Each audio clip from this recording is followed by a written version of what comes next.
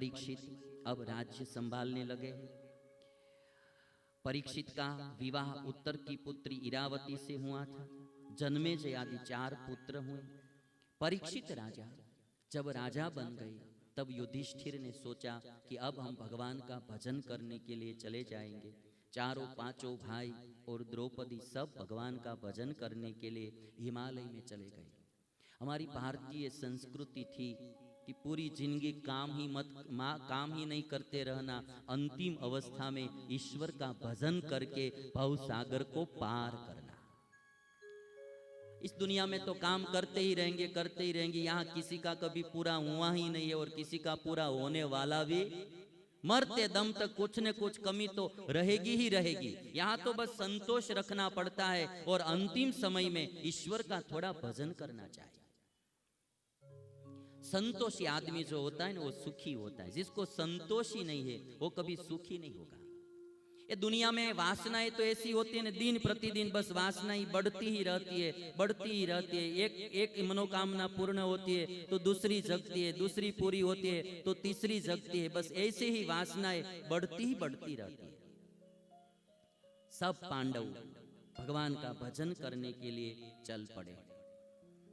मैं आपको एक क्लिप दिखाना चाहता हूं। आजकल लोग जो है ना भगवान का भजन तो बिल्कुल करते नहीं है, दुखी ही दुखी होते रहते। एक दूसरे का देख कर घर का मकान हो जाता है तो फिर दूसरे का बंगला देखकर दुखी होता है। पहले साइकिल लेकर जाता है तो इच्छा रहती कि 4 व्हील गाड़ी हो जाए तो मैं सुखी हो जाऊं। 4 व्हील गाड़ी हो जाती है तो फिर ओडी का विचार आता है। ओडिया हो जाती है कि अब ओडी हो गई तो फिर विचार आता है कि अब जेगुआर हो जाए।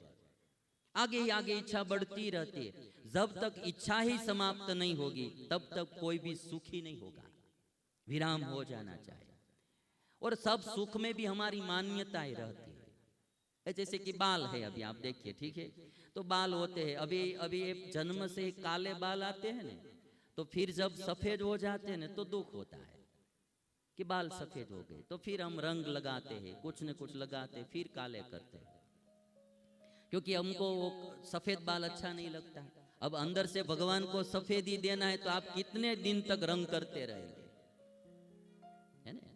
कितने दिन तक करेंगे? वो उनको अंदर से वही देना है। यदि आप समझ लीजिए कि इंसान को बचपन से ही सफेद बाल आते होते और फिर जब काले हो जाते तो फिर हम सफेद करते। अरे जन्म से ही यदि सफेद बाल आते होते और फिर जब काले हो जाते आधी उम्र में तो हम फिर सफेद करते। ये मान्यता है। ऐसे बाल हो तो हम सुखी, ऐसे बाल हो तो हम सुखी, ऐसे कपड़े हो तो हम सुखी। महात्मा गांधी तो मुंडन रखते थे फिर भी सारी दुनिया में पूजे जाते थे। भाई शो से क्या है, फैशन से क्या है? अच्छे कपड़े पहनने से कोई इंसान महान नहीं होता। अच्छे कर्म से, अच्छे गुण से आदमी महान होता है। अच्छे कपड़े पहनने से, अच्छी गाड़ी, अच्छा बंगला होने से कोई महान नहीं होते। रुपया वाले तो बहुत है, कोई भाव भी नहीं पूछते हैं। भाई जो सद्गुणी है, सत्कर्म करते हैं, ईश्वर का भजन करते, उनका नाम अजर अमर होता है। आप देखिए शबरी को कौन नहीं पहचानते? शबरी के पास क्या जेगुआर गाड़ी थी, BMW थी? शबरी के पास कोई धनबाद में बहुत बड़ा शॉप था? कुछ नहीं था शबरी के पास। नहीं रूप था, नहीं कला थी, नहीं संपत्ति थी, नहीं सत्ता थी, किंतु शबरी के पास राम थे, इसलिए दुनिया आज दिन तक याद करती है। गोकुल की गोपियों के पास और क्या था, किंतु गोपियों के पास कृष्ण थे, इसलिए दुनिया आज दिन तक गोपियों को भूली नहीं है।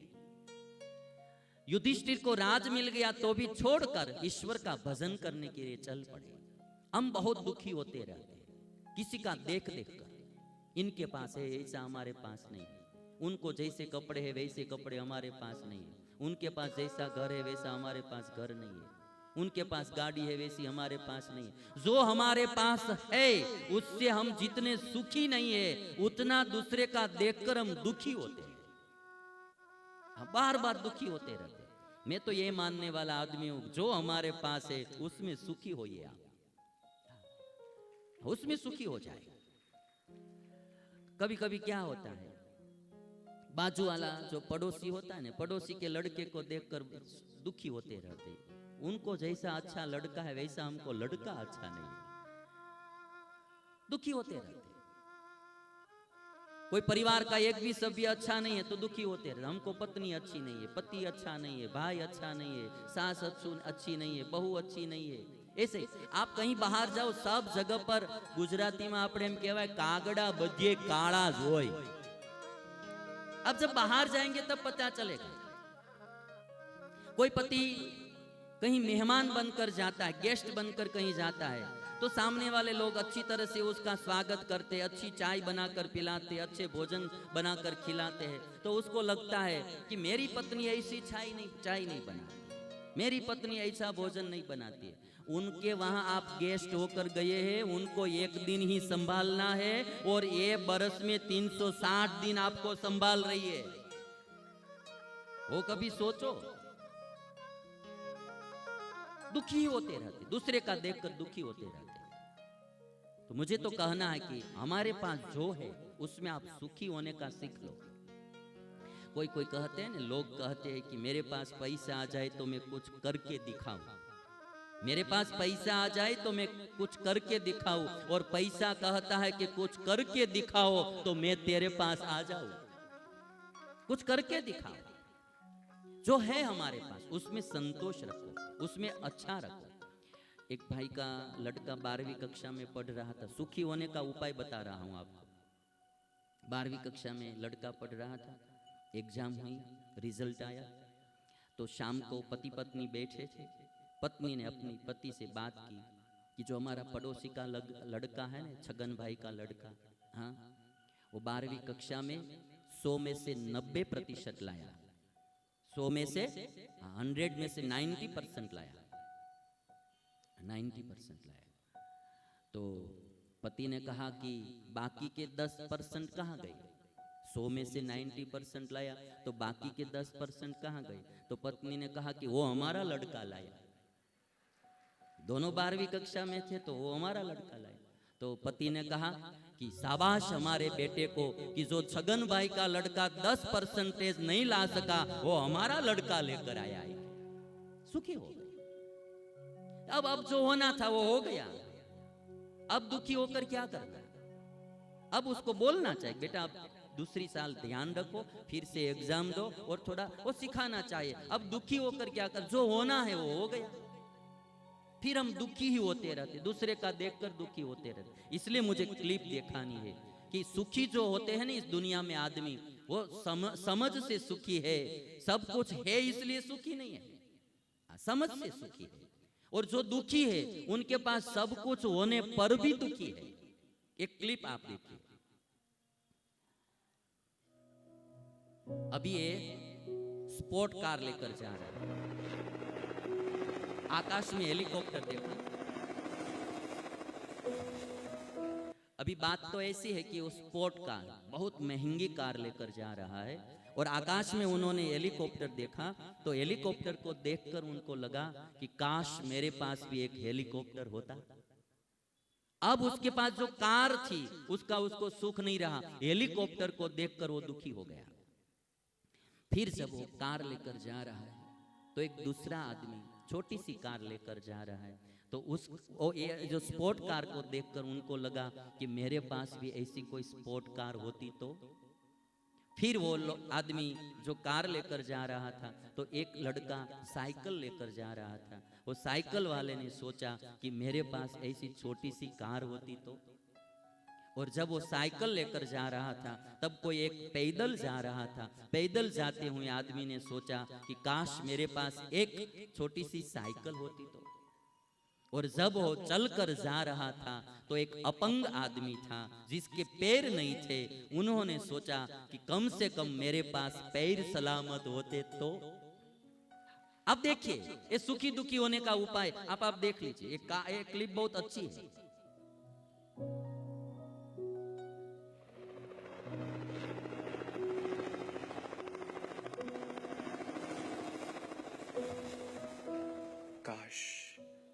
काश मैं एक हेलीकॉप्टर खरीद सकता। I wish I could by helicopter.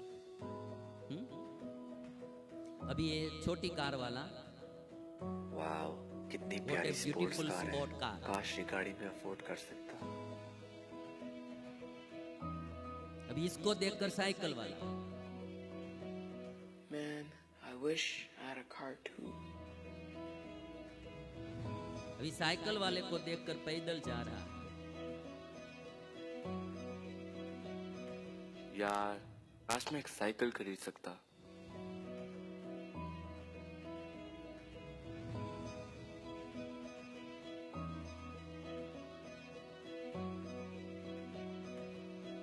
काश मेरे पैर सलामत होते और मैं चल सकता। बस अब ये सूत्र पढ़ने लायक है, be grateful for what you have. ये बहुत समझने लायक है। Be grateful for what you have, जो आपके पास है उसका आभार मानो। भगवान को थैंक यू बोलो कि हे भगवान, तुमने जो दिया वो बहुत ज्यादा दिया है। मुझे तुमने दाता बहुत कुछ दिया है, तेरा शुक्रिया है, तेरा शुक्रिया। मुझे तुमने दाता बहुत कुछ दिया है, तेरा शुक्रिया है, तेरा शुक्रिया, तेरा शुक्रिया है, तेरा शुक्रिया। मुझे तुमने दाता बहुत कुछ दिया है, मुझे तुमने दाता बहुत कुछ दिया है, तेरा शुक्रिया है, तेरा शुक्रिया, तेरा शुक्रिया है, तेरा शुक्रिया।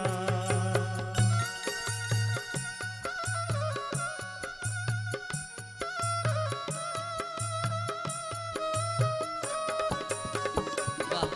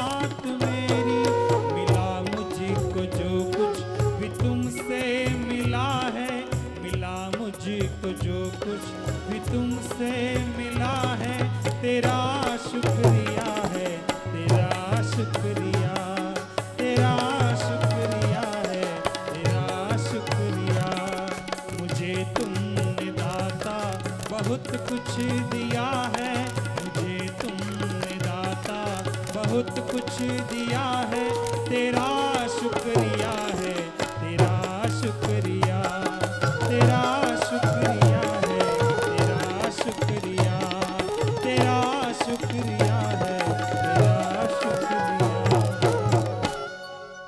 हे भगवान, जो आपने दिया है ना, तेरा शुक्रिया है, तेरा शुक्रिया। कभी कभी मंदिर में जाकर भी ये बोलना, ये चाहिए वो चाहिए। भगवान के पास जाते हैं तो भी हम मांगते ही रहते हैं, ये कर दो वो कर दो, ये कर दो वो कर दो। एक दादा भगवान के मंदिर में जाकर हंस रहे थे। उनका नियम था, हर दिन मंदिर में जाते थे और खिलखिलाहट हंसते थे। एक युवान ने जाकर पूछा कि दादा, आप प्रतिदिन आते हैं और हंसते क्यों हैं? दादा ने कहा कि जितने लोग आते हैं वो भगवान के पास कुछ न कुछ मांगने ही आते हैं। ऐसे ही मुंह मुरझाया हुआ होता है, हर दिन भगवान ऐसे मुरझाए हुए मुंह को देख देख कर उब जाते हैं, इसलिए मैं आकर हंसता हूं, कम से कम भगवान भी हंसे। मांगते ही रहते कुछ न कुछ, ये दो ये दो वो दो। हम अभी यहाँ रहने वाले नहीं तो मांग मांग कर क्या करेंगे? जो मिला है उसमें आनंद का अनुभव करना चाहिए। और सुख और आनंद जो है ना, वो वस्तु पदार्थ से नहीं है, वो हमारी समझ और हमारे ज्ञान से है। जिस कोई कोई आदमी ऐसे भी मैंने इस दुनिया में देखे हैं जिनके पास कुछ भी नहीं है। मैं देख रहा हूं इस दुनिया में ऐसे लोग भी जिनके पास कुछ भी नहीं है, नहीं घर का मकान है, नहीं अपना मकान है, नहीं गाड़ी है, नहीं बंगला है, नहीं कोई धन है, नहीं कोई गहने हैं उनके पास। चल कर जाते हैं, धंधा करते हैं, नौकरी करते हैं, किंतु उनके जीवन में मैंने कभी भी उदासीनता नहीं देखी है। ऐसे भी लोग हैं, कुछ भी इस दुनिया का नहीं, फिर भी लोग आनंद में रहते हैं। और किसी किसी के पास बहुत कुछ होने पर भी दुखी ही होते रहते, ये नहीं है वो नहीं है, ये नहीं है वो नहीं है। सुख का तो मैं आपको तो एक दो क्लिप बताता हूं। मौज में रहना चाहिए, आनंद में रहना चाहिए, जो है वो। आप देखिए, एक साइकिल में दो लड़के जा रहे हैं।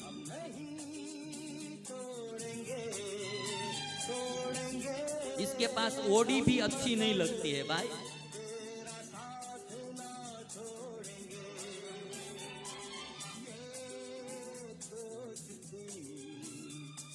ओडी निकलते हैं ना तो कोई सामने नहीं देखते, इनके सामने सब देखते जाते हैं।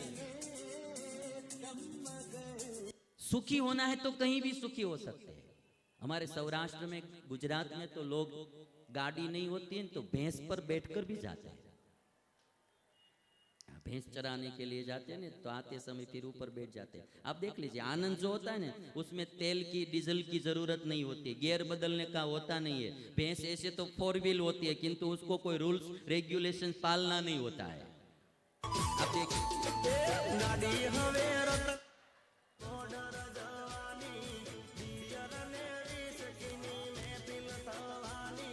ओडी ही सुख देती है ऐसा नहीं है भाई, भैंस भी सुख देती है।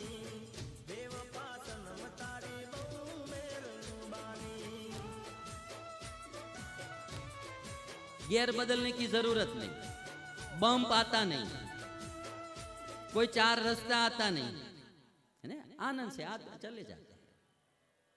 मुझे तो अभी ये दूसरा दिन है, अभी 5 दिन रुकना है सबको। मुझे तो बस यही करना है कि जो मिला है उसमें आनंद से रहो। ये जिंदगी दुख में व्यतीत नहीं करना है। कोई एक पात्र अच्छा नहीं है परिवार में तो भी दुखी मत हो, सुखी हो। बस होता है, आता है, जाता है, सब दुनिया है, सब कुछ अच्छा ही होता है ऐसा नहीं। कोई एक पात्र गलत भी आ जाता है जीवन में, आनंद से जीवन जीना।